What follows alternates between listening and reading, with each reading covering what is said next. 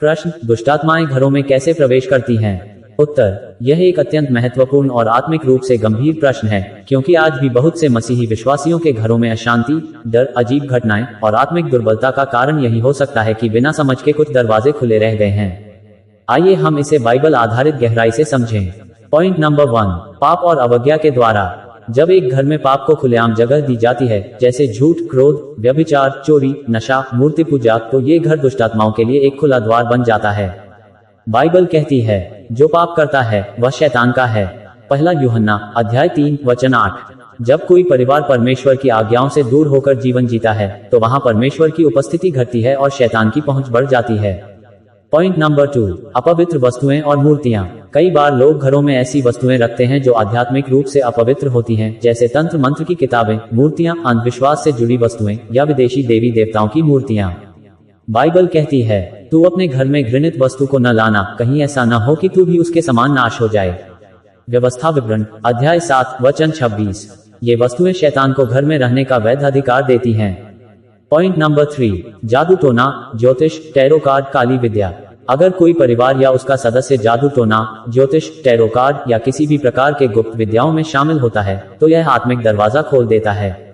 Bible चेतावनी देती है, जो ज्योतिषियों, शकुन शास्त्रियों और टोने टोटकों का अनुसरण करते हैं, वे यहोवा के दृष्टि में घृणित हैं। व्यवस्था विवरण अध्याय 18 वचन 10-12। पॉइंट नंबर 4, मीडिया और संगीत के माध्यम से। कुछ टीवी प्रोग्राम, फिल्में, गाने और वीडियो गेम ऐसे होते हैं जो हिंसा, डर, व्यभिचार, शैतानी संस्कारों और आत्माओं को महिमा देते हैं। बाइबल कहती है, जो कुछ भी पवित्र और जो कुछ भी प्रशंसा के योग्य है, उसी के बारे में सोचो। फिलिप्पियों अध्याय 4 वचन 8। जब हम इन माध्यमों से अशुद्धता को आमंत्रित करते हैं, तो घर का आत्मिक वातावरण प्रभावित होता है। पॉइंट नंबर 5, पूर्वजों के शाप और वंशानुगत आत्मिक बंधन। कुछ घरों में आत्मिक समस्याएं पीढ़ी दर पीढ़ी चली आती हैं, जैसे आत्महत्या, मानसिक रोग, दुर्घटनाएं या आर्थिक बंधन। ये संकेत करता है कि आत्मिक रूप से कोई पुराना दरवाजा खुला हुआ है। बाइबल कहती है, पिता का अधर्म पुत्रों तक पहुंचता है। निर्गमन अध्याय 20 वचन 5। लेकिन यीशु मसीह में इस चक्र को तोड़ा जा सकता है। पॉइंट नंबर 6, प्रार्थना और आराधना की कमी। अगर घर में परमेश्वर के वचन का स्थान नहीं है, आराधना नहीं होती और प्रार्थना का जीवन ठंडा पड़ा है, तो आत्मिक सुरक्षा घट जाती है। बाइबल कहती है, जहां प्रभु का आत्मा है वहां स्वतंत्रता है। 2 कुरिन्थियों अध्याय 3 वचन 17। पॉइंट नंबर 7, आत्मिक अधिकार को न पहचानना। बहुत से मसीही विश्वासी अपने आत्मिक अधिकार से अनजान रहते हैं।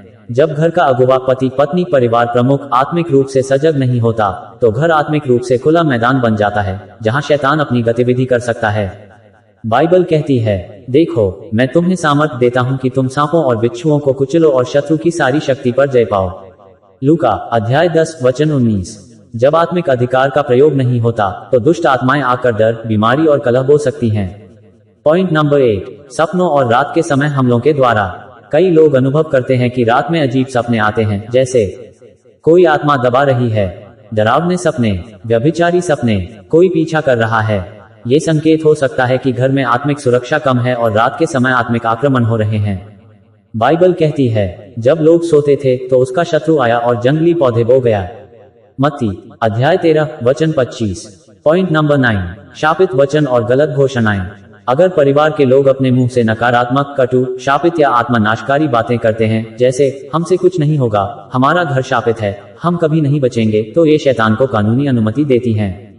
नीतिवचन कहता है, जीवन और मृत्यु जीव के वश में है। नीतिवचन अध्याय 18 वचन 21। पॉइंट नंबर 10, धार्मिकता का ढोंग लेकिन आत्मिक जीवन नहीं। कुछ घरों में धार्मिकता की बाहरी परंपराएं तो होती हैं, जैसे त्योहार मनाना, नाम मात्र की प्रार्थना, लेकिन अंदर से परमेश्वर का भय नहीं होता। ये दिखावा आत्मिक शक्ति नहीं देता। बाइबल कहती है, वे तो भक्ति का ढोंग रखते हैं पर उसकी शक्ति को नहीं मानते। 2 तीमुथियुस अध्याय 3 वचन 5। ऐसा जीवन दुष्ट आत्माओं को आकर्षित करता है, क्योंकि वहां प्रकाश नहीं है। पॉइंट नंबर 11, पूर्व जीवन के आत्मिक बंधन। कुछ लोग ऐसे घरों में रहते हैं जहां पहले तांत्रिक, ओझा, भूत प्रेत या काली विद्या से संबंधित कर्मकांड होते थे। वह आत्मिक प्रभाव वहां आज भी विद्यमान हो सकता है, यदि उस स्थान को प्रभु यीशु के नाम में शुद्ध न किया गया हो। बाइबल में लिखा है, जो कोई मसीह में है वह नई सृष्टि है, परंतु पुराने प्रभावों से छुटकारा भी जरूरी है। 2 कुरिन्थियों अध्याय 5 वचन 17। पॉइंट नंबर 12, परिवार में निरंतर कलह और असमर्थता।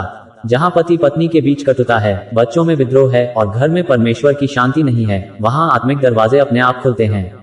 बाइबल कहती है, जहाँ डाह और झगड़ा होता है, वहाँ हर प्रकार की बुराई भी होती है। याकूब अध्याय 3 वचन 16। दुष्टात्माओं को घर से हमेशा के लिए बाहर निकाल फेंकने का समाधान को अभी भी से अवश्य लागू करें। 1. हर पाप का अंगीकार करके पश्चाताप करें। 2. घर को शुद्ध करें, हर अपवित्र वस्तु को निकाल दें। 3. यीशु के लहू से अपने घर को आच्छादित करें। 4. हर कमरे में बाइबल पढ़ें और प्रार्थना करें। 5. आराधना को जीवन का केंद्र बनाएं। 6. अगर आत्मिक दबाव बहुत बढ़ गया है तो किसी आत्मिक अगुवे से सलाह लेकर संयुक्त प्रार्थना करवाएं। धन्यवाद आपका। अगर यह शिक्षण आपके दिल को छू रहा है तो इस सच्चाई को दूसरों से साझा करें ताकि हर मसीही परिवार आत्मिक अंधकार से बाहर आकर यीशु के प्रकाश में चले। आमेन। God bless you.